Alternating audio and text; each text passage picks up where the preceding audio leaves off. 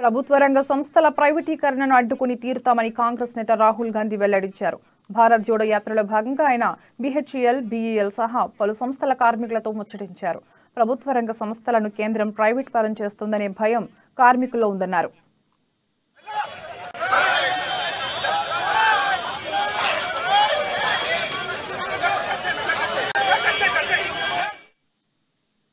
Public sector units లో ఉన్న కొన్ని సంస్థలను కొంతమంది వ్యాపారస్తులకు కట్టబెట్టాలని బీజేపీ ప్రయత్నం చేస్తోందని ఆరోపించారు.